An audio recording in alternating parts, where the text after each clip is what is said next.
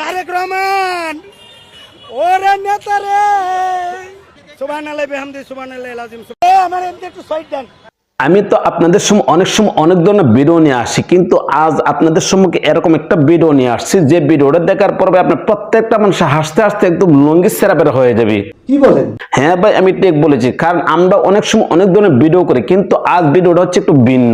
এই ভিডিওটা যদি শুরু থেকে শেষ পর্যন্ত দেখেন তাহলে কিন্তু আপনি হাসতে হাসতে লঙ্গি খুলে যাবে। তাহলে আর দেরি কিসের ভাই, চলেন আমরা দোয়া শুরু করি। ও মাওলা, কি দোয়া রে, আমার অন্তরের মধ্যে তো কেউ ঢোকে না। ওরে মাওলা, আমি 10 সালে বিয়ার সময় ম্যাডামের হাতে বিয়ার একটা কার্ড তুলে দিছিলাম। ম্যাডাম দোয়া করে দিছিল, ওনার ফান্ড থেকে আমার একটা অ্যামাউন্ট দিছিল 20,000 টাকা। আসলে ভাই বিষয়টা হচ্ছে কি জানেন, 2010 সালে সে বিয়ে করছিল আর ম্যাডাম খালেদা জিয়ার হাতে একটা কার্ড দিছিল। কার্ড দেওয়ার পরে কিন্তু তাকে কি করছে, বেশ মোটামুটি ভালো একটা অ্যামাউন্ট দিয়েছে। কিন্তু ম্যাডাম খালেদা জিয়া অসুস্থ হওয়ার পরে কিন্তু সে দোয়া করছে, বিশেষ করে যেন আল্লাহ তাআলা ম্যাডাম খালেদা জিয়াকে যেন আল্লাহ তাআলা সুস্থ করে দিই।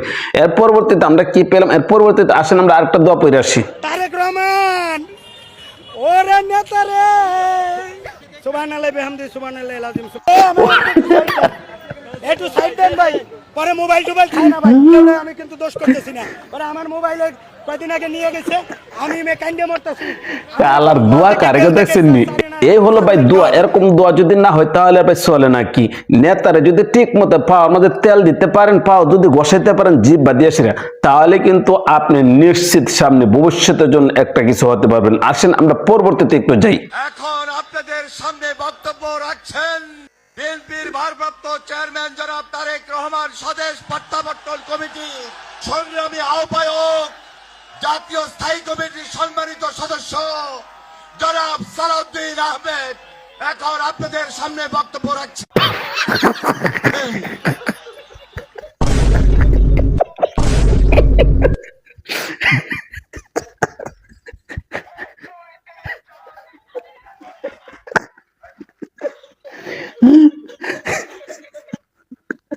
বাইরে ভাই ভিডিওটা দেখার পর আমি হাসতে হাসতে অবস্থা আমার পুরাই খারাপ হয়ে গেছে। আমি তো ভাই এটা ভাই খুব জোর ছিল আমার কাছে, মানে আমার কাছে খুব ভালো লাগছে। এরকম একটা ভিডিও আমি দেখার পরে হাসতে হাসতে অবস্থা পুরাই খারাপ হয়ে গেছে। এর পরবর্তীতে আসেন যে আমরা একটু দেখে আসি পরবর্তীতে চাচা কি বলে। ঠান্ডা দিনে একটা বউ পাইলাম না, ওই খেতা বিজলি যেমন তেমন দাদা বালিশ বিজলি শুকায় না, ঠান্ডা দিনে একটা বউ পাইলাম না। আসলে বিষয়টা হচ্ছে মূলত চাচা শীতের মধ্যে একটা বউ দরকার। এই শীতের মধ্যে যদি চাচার একটা বউ হতো তাহলে কিন্তু চাচা এই শীতের মধ্যে কষ্ট করতে হতো না, কারণ চাচা একা একা ঘুমায়, চাচার বালিশ ভিজে যায় কানতে কানতে, কারণ চাচার বউ নাই। এই চাচার যদি একটা বউ থাকতো তাহলে কিন্তু অত্যন্ত ভালো হতো। এই দুঃখে এই গানটা বলছে আর কি, যদি এই শীতের মধ্যে একটা বউ থাকতো তাহলে কিন্তু এত কষ্ট করতে হতো না। আসেন যে পরবর্তীতে আমরা একটু দেখে আসি আরেকজন কি বলে, এক নেতা। বিএনপির স্বার্থে শুধু হিন্দু না, যদি ফেরাউন আসে তাকেও আমরা সাপোর্ট দেবো, দেবো কিনা বলেন? চিন্তা করে দেখছেন চাচা কতটুকু আগাইছি। বিএনপির পক্ষ থেকে যদি ফেরাউনকে দেওয়া হয় তারপরে ফেরাউনকে তারা সমর্থন করবে, অথচ ভালো মানুষকে কিন্তু তারা সমর্থন করবে না। এই যদি হয় নেতাদের অবস্থা ভাই সামনে কিরকম হবে ভাই নিজে চিন্তা করে দেখেন। আমি আর কোনো কিছু বলবো না। আসেন যে এর পরবর্তীতে আমরা একটু দেখে আসি কিরকম ভাবে ডাক্কাটাকে করতে হয়। যদি এরকম ভাবে ডাক্কাটাকে করতে পারেন তাহলে কিন্তু আপনি সামনে যেতে পারবেন। হ্যাঁ চলুন।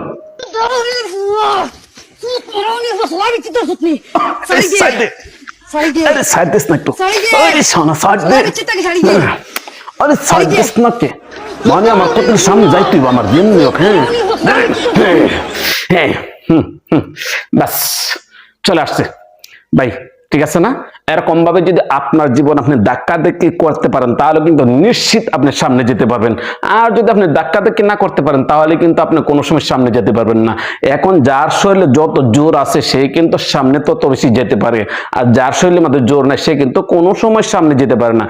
ইশরাকে আমাদেরকে দেখায় দিছে পিছন থেকে কিরকম ভাবে সামনে যেতে পারে। যদি আপনার ভেতর প্রতিভা থাকে তাহলে কিন্তু আপনি পিছন থেকে সামনে আসতে পারবেন ঠিক এরকম ভাবে। হ্যাঁ, এরকম ভাবে যদি আপনি ধাক্কাধাক্কি করতে পারেন তাহলে কিন্তু নিশ্চিত আপনি সামনে যেতে পারবেন। আর যদি এরকম ভাবে ধাক্কাধাক্কি না করতে পারেন তাহলে কিন্তু আপনি কোনো সময় সামনে যেতে পারবেন না। এর পরবর্তীতে চলেন আমরা একটু দেখে আসি কি করে তারা। দুলাভাই আসছে, দুলাভাই আসছে, খুশি খুশি লাগছে, দুলাভাই আসছে, বাইরে ভাই এদের ভিডিও দেখার পর আমি নিজে অবাক হয়ে গেলাম। এটা কোন ধরনের মানুষের ভাই? তারা কি এখনো সুস্থ আছে নাকি অসুস্থ আমি এই জিনিসটা বুঝি না। তো গাইস, ভিডিওটা যে দেখলেন আপনাদের কাছে ভিডিওটা কিরকম লেগেছে অবশ্যই কমেন্ট করে জানাবেন। কারণ এরকম ভিডিও যদি পেতে চান তাহলে কিন্তু আমার চ্যানেলটা এবং পেজটা উভয়টা সাবস্ক্রাইব এবং ফলো করে রাখেন যেন নিত্য নতুন ভিডিও আপনাদের সামনে আমি দিতে পারি। তো আজ এই পর্যন্ত রাখলাম, ভালো থাকবেন, সুস্থ থাকবেন, আসসালামু আলাইকুম।